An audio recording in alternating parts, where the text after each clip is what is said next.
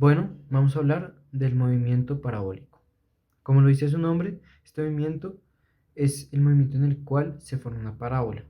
Esto lo podemos decir que es la combinación entre un movimiento horizontal, es decir, uniformemente rectilíneo, y un movimiento vertical, es decir, de caída libre. Ahora bien, es importante tener en cuenta ciertos aspectos básicos. El primero es que el movimiento vertical se puede analizar de forma completamente independiente al horizontal. También es importante tener en cuenta que la componente horizontal va a ser constante siempre y que la vertical va a disminuir hasta llegar a su altura máxima, donde alcanzará una aceleración cero y a partir de ahí volverá a incrementar para volver a cero cuando finalice el movimiento. También es importante tener en cuenta que dos puntos de la misma altura a lo largo del movimiento van a tener un mismo ángulo, independientemente de en dónde se encuentren. Otro aspecto importante es que el tiempo horizontal, es decir, del uniformemente rectilíneo, va a ser el doble al tiempo que se tarde en lograr su altura máxima. Ahora vamos a pasar a lo matemático, que en este caso sería la ecuación, que es y es igual a teta por x menos g sobre 2 veces la velocidad inicial al cuadrado por el coseno de teta al cuadrado por x al cuadrado, que en este caso y sería la altura máxima que alcanza el objeto en su movimiento parabólico. Ahora, lo que vamos a hacer en este laboratorio es primero demostrar que la ecuación sí funciona. Lo segundo es definir la velocidad inicial y el ángulo del proyectil. Y lo tercero es medir el desplazamiento horizontal y la altura máxima que alcanza el objeto al ser lanzado. Bueno, ahora por medio de este laboratorio virtual o simulador, vamos a demostrar el cumplimiento de la ecuación de la trayectoria del movimiento parabólico. Este simulador consiste de una bala de cañón y un blanco donde que nosotros mismos podemos elegir dónde ponerlo. En este caso lo vamos a poner a 20 metros exactos.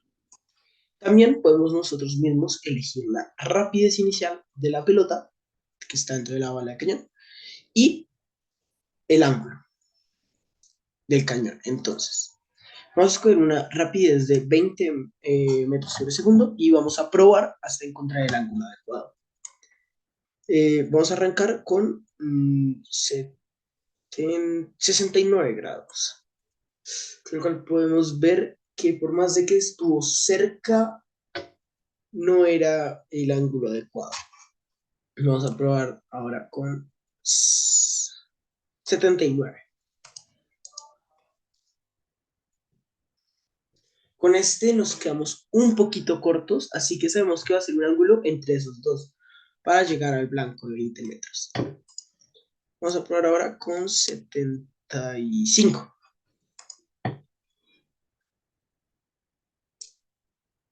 Y efectivamente el ángulo de 75 era el adecuado. Así que ya teniendo el ángulo, vamos a usar el metro para demostrar el cumplimiento de esta forma, ya que por medio de el ángulo, la distancia, no, el ángulo, la rapidez y una distancia horizontal cualquiera la que nosotros escojamos, vamos a encontrar la altura dependiendo obviamente de la distancia horizontal que escojamos. Así que vamos a probar con tres diferentes para demostrar que en cualquier caso esta ecuación funciona. Nuestra primera va a ser de 5 con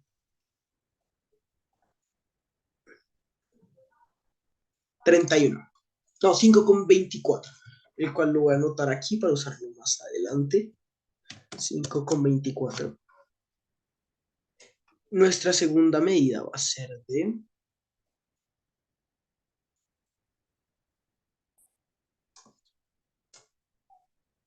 poquito más larga, vamos a usar la de 8 con 42. La voy a anotar para usarla. más adelante en la demostración. Y por último vamos a escoger una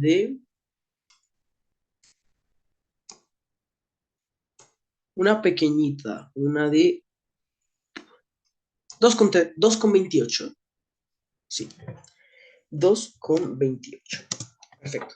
Ya teniendo estas tres medidas, la rapidez y el ángulo, vamos a reemplazar estos valores en la ecuación y ya más adelante vamos a volver a este simulador para demostrar que el resultado de la ecuación va a ser el mismo que si con el metro calculamos la altura.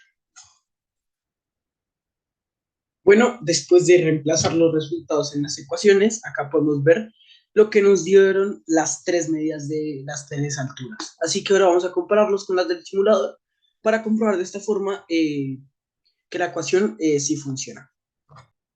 Bueno, ahora vamos a comparar los resultados que nos dieron en la ecuación, reemplazando los valores en la ecuación con los del simulador.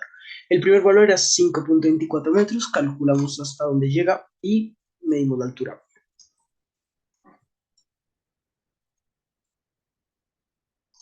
Listo. Nos da 14,62 metros en el simulador y en reemplazando la ecuación nos dio 14,63 metros, demostrando un grado de efectividad bastante alto. Nuestro segundo valor es 8,42 metros.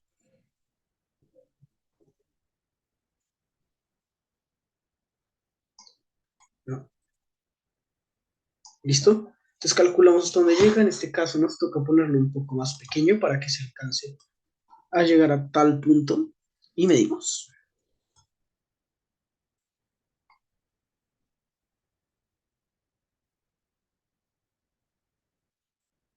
¿Listo? Acá podemos evidenciar que en el simulador nos da 18,41 y reemplazando con la ecuación nos da 18,45 dando un resultado casi exacto. Y por último, el último valor que tomamos fue el más pequeño de todos, que fue 2,28 metros.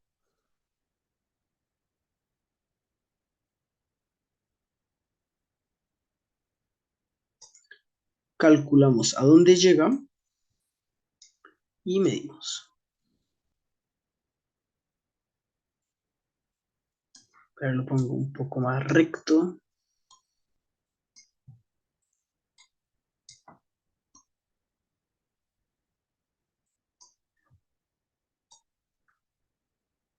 Listo. Nos da 7,49 metros y reemplazando en la ecuación, como vimos en la imagen anterior, nos da 7,5 metros. Un resultado también casi exacto.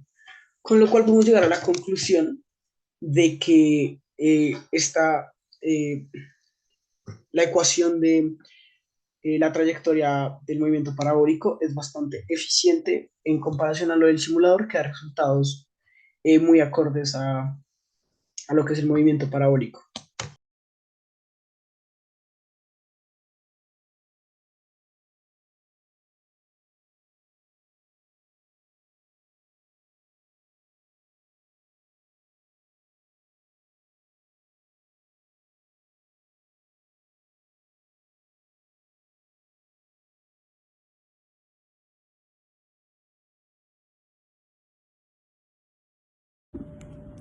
En este simulador podemos ver un objeto con masa de 1 kilogramo haciendo un recorrido parabólico.